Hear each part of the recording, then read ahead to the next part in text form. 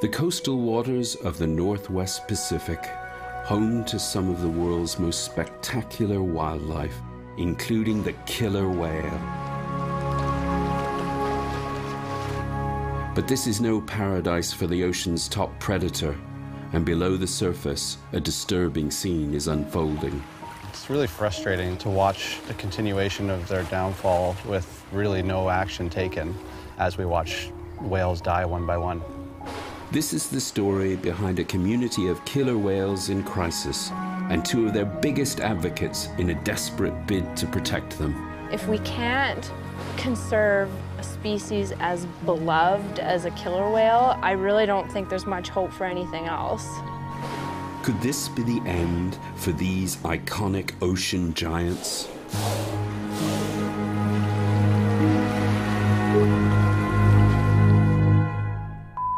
Good evening. We begin tonight with BC's endangered killer whales and a baby boom that has turned into a death watch. 3 of the 6 whales born during that boom a couple of years ago have now died. The latest, last photographed a week and a half ago, emaciated and surrounded by family. The whale was a 2.5-year-old male known as J52. With 3 of 8 young whales from a recent baby boom now deceased, concerns are growing for the health of the others. It's probably devastating for the individual families. But more importantly, what does that mean to the health of our ecosystem? What is it out there that is making it so difficult for these young whales to survive? On South Vancouver Island, the killer whale crisis has had a particular impact on the town of Cowichan Bay and the whale-watching community that thrives here. Among them are local captains Gary Sutton and Tasley Shaw, who share a deep passion for the orcas that dwell in these waters. My love of whales came from, I think, my childhood obsession with dinosaurs and monsters. Ever since I was little, I was reading every book about not just whales and dolphins, but ocean, sharks, all that kind of stuff. So it's just been something that's always fascinated me. When I saw my first real killer whale, it blew my mind how huge this thing was, and basically it looked like a giant sea monster to me, and then everything progressed from there. Having operated whale-watching tours for many years, Gary and Tasley are now among the most knowledgeable of local whale watchers, each year taking thousands to see the spectacular orcas of the Salish Sea. But more recently, their attention has been drawn to a community of killer whales they call the Southern Residents, a group Gary and Tasley have come to know intimately. The Southern resident killer whales, they are kind of the oddballs almost of the killer whale world. They tend to do these high energy behaviors like breaching and spy hopping and tail slapping more often than other types of killer whales do. Through a close connection with these whales, Gary and Tasley have seen their dramatic decline firsthand. I first realized there was an issue with the Southern residents when I first started, really. You could see that their population was rather small, and it's kind of just progressed into an even worse situation, and the attention is really focused in on them in the past few years.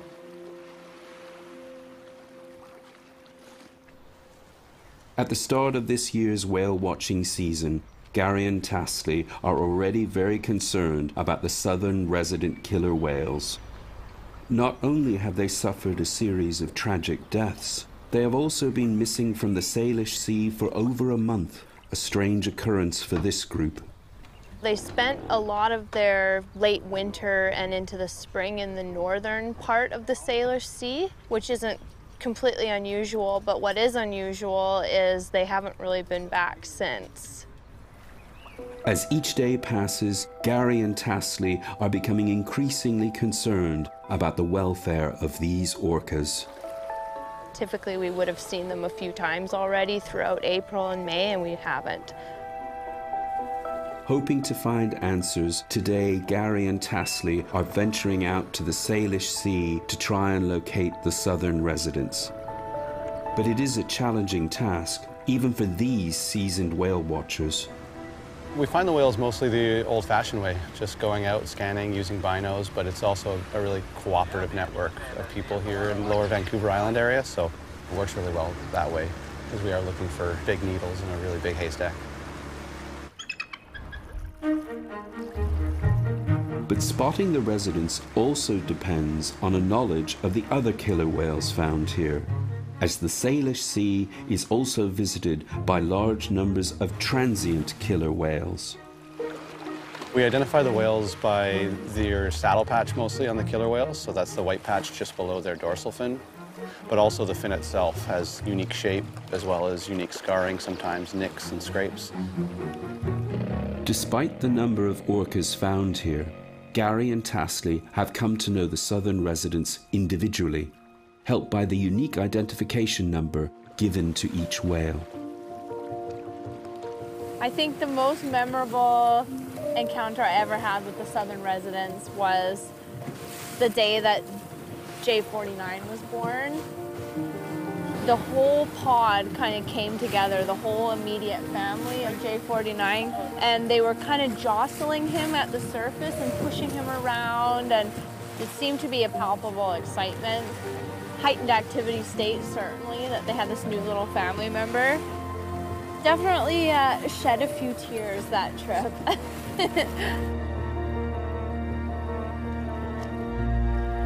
After an hour of searching and still no whales, Gary finally gets a call on the radio. An unidentified pod of orcas has been spotted further north.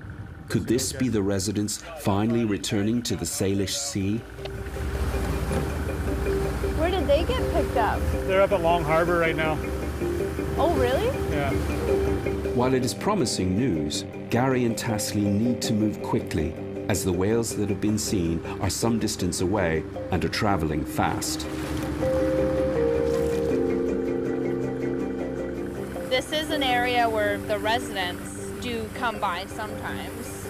So we'll have to get a good look at these guys and see if they're residents or if they're transients. Oh, here they are. But first glances suggest it is not the residents. I would say, based on the brief glimpse that we've had, that these are the transient killer whales. Looks like a smaller group of animals. Usually the southern residents travel in larger family groups. After a few minutes, Gary and Tasley confirm that, unfortunately, these are the transient killer whales. As the trip draws to a close with still no sign of the southern residents, Gary and Tasley are taken back to a particularly tragic event. J28 and J54 was kind of the straw that broke the camel's back as far as the attention from the media goes. It was a pretty sad situation. We saw her kind of getting slower and slower throughout the summer. You could see her eldest offspring even trying to bring her food, and its sibling food. And then, of course, she passed away. We had to watch J54. We didn't, but a couple guys took some shots of J54 in its last moments, which was pretty heartbreaking. One of those who was there to see the final moments of J54 was fellow whale-watching captain Mark Mallison. We were out surveying the waters and J-pod came in the Utopique Strait, and we could see that J46 was looking after J54, and there was no sign of J28 at that time. And it was just really sad seeing J54 in such poor condition, the skin all sloughing off, and J46 and holding it up out of the water and just waiting and waiting with it. We knew it was the end. The body of J28, also known as Polaris, was never recovered, and for Tasley, the reasons behind this tragedy are still unclear. We don't know exactly what happened with Polaris, whether she was terminally ill with something, but certainly one can speculate that lack of food and pollution built up in her body didn't help her situation at all. And then, of course, watching her brand new offspring go downhill with her. It's terrible, yeah.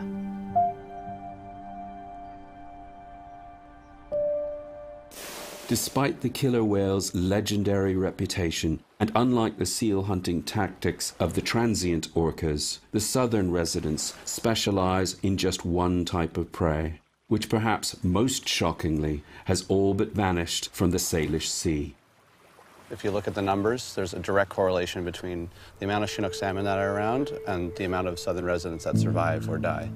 And last year was the record low amount of time that the southern residents spent here. The old saying, no fish, no blackfish. And this year is predicted to be worse than last. While the lack of food has had a massive impact on the southern residents, for this community of orcas, their troubles began over 4 decades ago.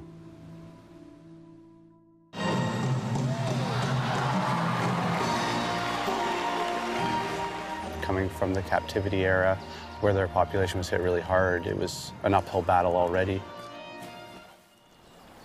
As the captivity trade began to thrive, it was drawn to the orca-rich waters of the Salish Sea and straight into the path of the southern residents.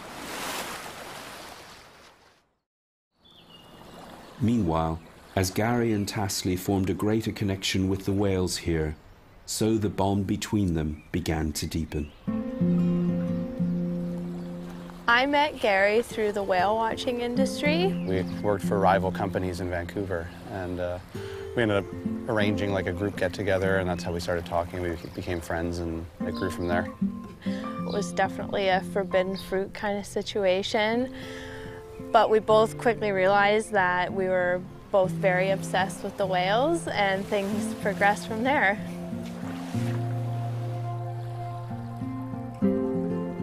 Obviously, we worked separately before, and then coming together, it's nice to share the experiences together on the water, especially so one person doesn't see something awesome and the other one doesn't. We both get to see it. We call that FOMO when that happens, fear of missing out. It's really fun. He's the only person who I think is obsessed to the same level.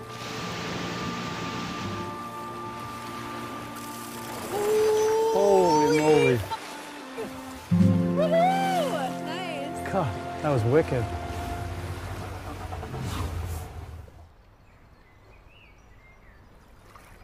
Now working closely together, Gary and Tasley are back on the water and things are looking up. Yeah, they're at near the top of Salt Spring. You know that shoal there? Yeah, for sure. Yeah, they're there in a 2-foot chop. A 2-foot chop? Yeah, according to Roman, it's pretty, not very nice. And they're all spread out. Oh, well, we're staying here then. Not long into their trip, Gary has had a tip-off about a pod of orcas. Despite the rough conditions, Gary and Tasley are determined to carry on and see if these are the residents. As they approach the area where the whales were last seen, the conditions have improved, and they get a clear view of a dorsal fin in the distance. But as they move closer, Gary and Tasley realize that yet again, their hard work has not paid off. As identification reveals, it is the transients once more. Yeah, there's 123A. That's 123 herself. For the transient killer whales, this is still very fertile hunting ground. There are many, many harbor seals. While all killer whale encounters are memorable, Gary and Tasley fear that among the abundance of transients, the plight of the residents is falling under the radar. It is a bit bittersweet seeing the transients. The residents used to be around so much. They're the bread and butter of the whale watching industry here. And with them being absent, the transients have, in a sense, replaced them. So it's easy to forget what's going on with the residents. With the southern residents now absent for well over a month, Gary and Tasley are increasingly concerned. You always have to have hope that they can come back, because otherwise, never give up, right? But their population is at a dire point right now, and things need to change now. We need more fish in the water now for them.